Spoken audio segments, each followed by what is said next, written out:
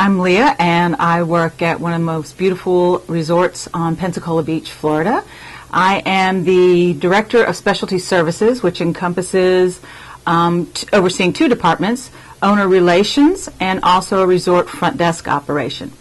My typical day is actually divided into two different seasons. Between spring break, which is usually mid-March, to mid-August, you have your summer season.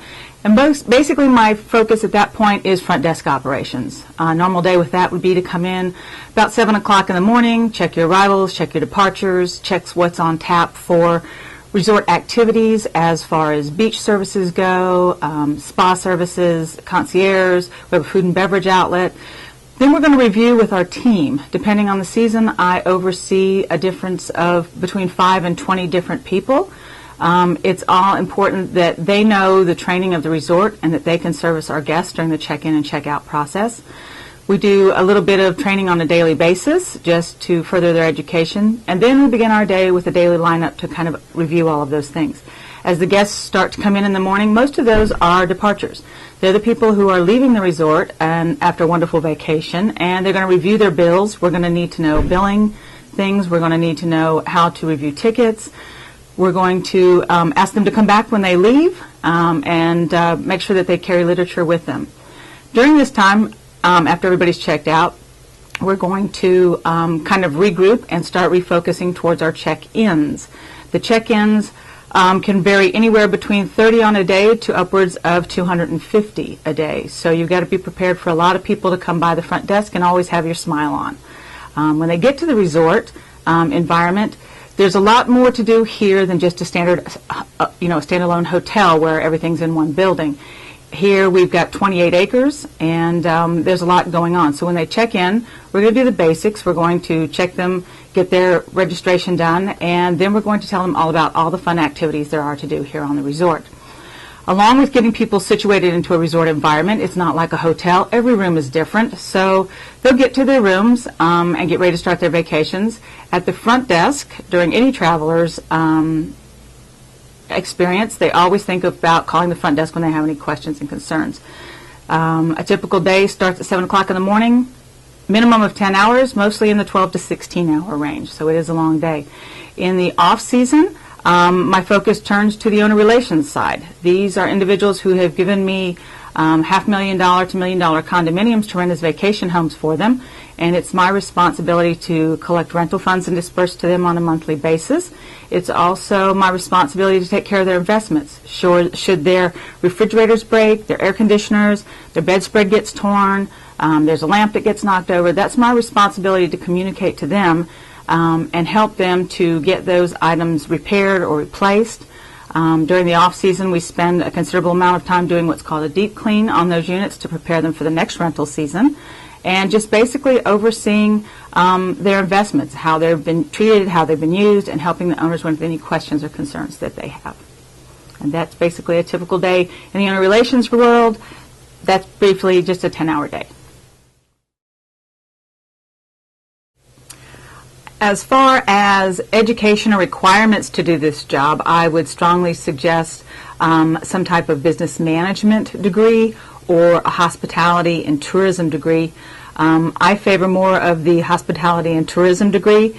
During that, there should be courses that give you information on accounting, on P&L reviews, anything to do with financial. There should also be a course that is directed more towards staffing, how to staff appropriately based on occupancies, how to deal with staffing issues, maybe a little HR intervention or course training there.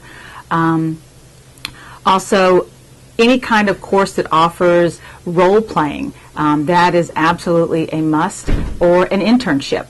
Internships I highly suggest, and I suggest more than just one. If you're going to move into the hospitality industry, remember that there are several different environments. You may have a hotel environment or a resort environment, which is where I work. They're two completely different things. I would strongly suggest that you do these simply because in the internship world, you're going to learn more face time with your customers and the interactions that you go through on a daily basis. Other things that you might consider are any kind of theater type or drama type classes, because this will bring your abilities to be able to talk to people fluently, making good eye contact, using good body language, anything like that. The purpose of having a degree in these fields, although you can succeed without these degrees, is that more opportunities will be open to you and advancement will come a little bit more quickly.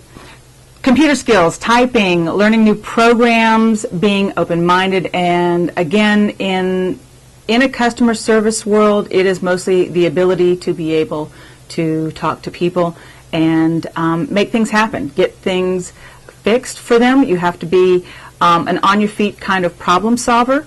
You can start in this world in this business just working at a front desk and moving through the different operations.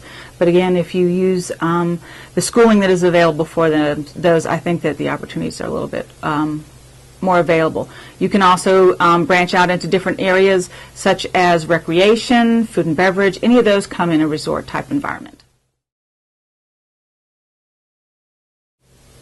The best and worst parts of working in this profession are the best parts. A lot of people say that they are people. They like to be with people persons, or they're a people person. They like to interact with people.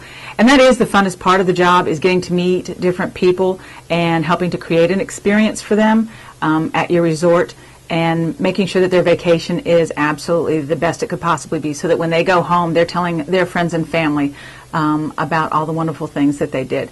The best part is when they leave from their vacation and they say those small words that say, "Thanks for everything that you did." It gives you a thrill like no other, and knowing that you were part of a complete stranger's experience and made a difference in their day.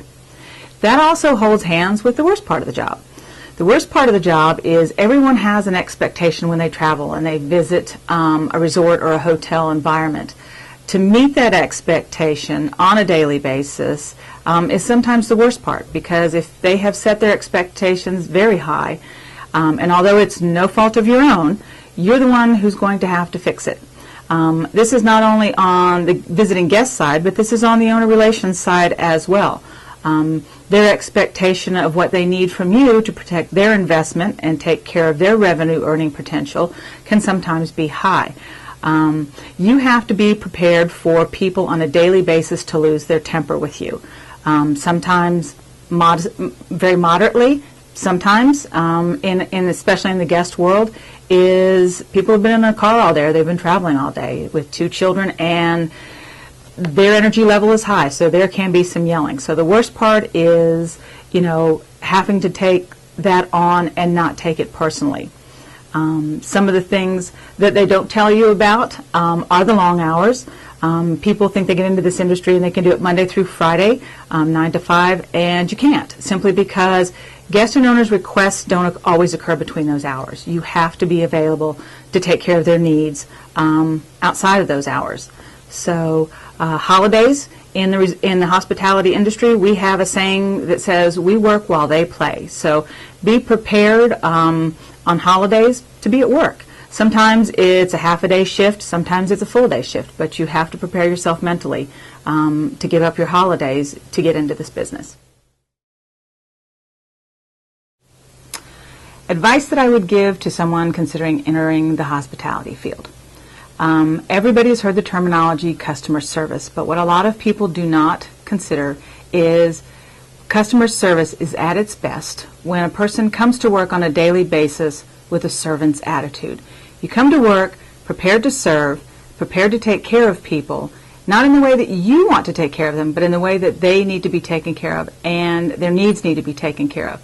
And that would be a lot of mental abilities on your own part. You've got to be able to overcome the down times of the day and go on with the next customer to make sure that their day and their experience is the best that it possibly could be.